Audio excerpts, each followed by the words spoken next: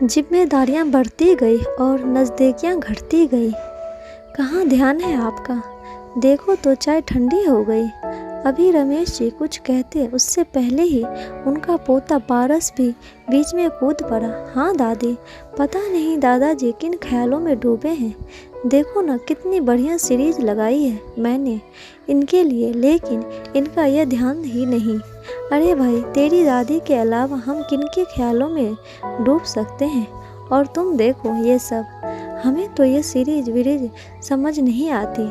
और वैसे भी मैं तो चला शर्मा जी के पास ताश की एक बाजी खेलने, कह पारस के दादाजी हंसते हुए बाहर चले गए।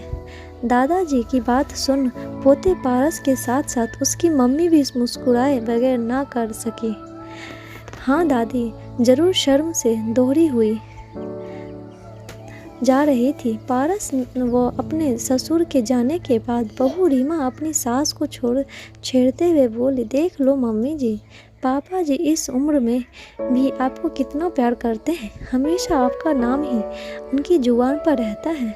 एक मिनट भी आप अगर उन्हें दिखाई ना दो तो परेशान हो जाते हैं। और एक बेटा है, उन्हें तो हमसे बात करना तो दूर, हमें देखते तक फुर्सत नहीं है। वो तो रात दिन बस अपने काम के ख्यालों में ही डूबे रहते हैं। पापा जी से ही कुछ सीख लेते।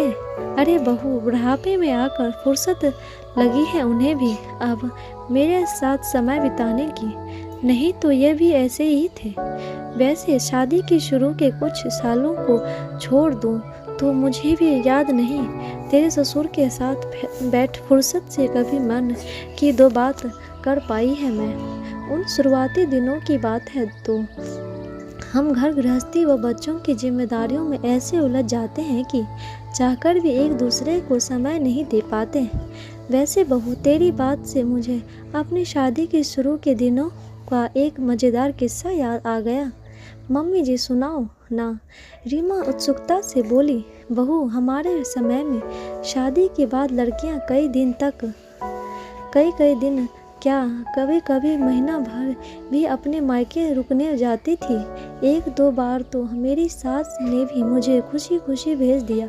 फिर तो वह यह कहते हुए साफ साफ मना कर दिया कि आगे से तुझे एक दो दिन से ज़्यादा के लिए नहीं भेजूंगी। तेरे जाने के बाद तो यह बिल्कुल ही बोराया सा घूमता है, ना ढंग से खाता है ना पीता है, हरदम तेरी यादों में डूबा रहता है। देवरानी जी सच बहुत प्यार करता है तुम्हें, तेरा मेरा देवर। काश तुम्हारे जेठ जी भी, मेरी जेठानी भी सास की हाँ में हाँ मिला चुटकी लेते हुए बोली थी। लेकिन 2-3 साल बाद बच्चे, घर परिवार की जिम्मेदारियों में सब लाड़ प्यार धरे रह गए। जिम्मेदारियां बढ़ती गई और नज़दीकियां घटती गई, लेकिन इसका यह मतलब नहीं कि हमें एक दूसरे की परवाह या फिक्र नहीं। यह प्यार फिक्र सब अपनी जगह रहती है, लेकिन कुछ समय के लिए जिम्मेदारियां उन पर हावी हो जाती हैं। लेकिन आज हम खुश व संतुष्ट हैं कि हमने अपने सभी जिम्मेदारियां पूरी की। और अब तुम्हारे ससुर जी हमारे वही शादी की शुरुआती दिनों वाले, हमारे ख्यालों में डूबे रहने वाले पियाजी बन गए हैं, जो हर दम हमारे नाम की माला जपते थे। बस बहू, मुझसे सीख ले और सब्र रख। जैसी आपकी आज्ञा सासू माँ। रीमा दोनों हाथों को जोड़ अपनी सास के साथ उसकी हंसी में शामिल होते हुए बोली।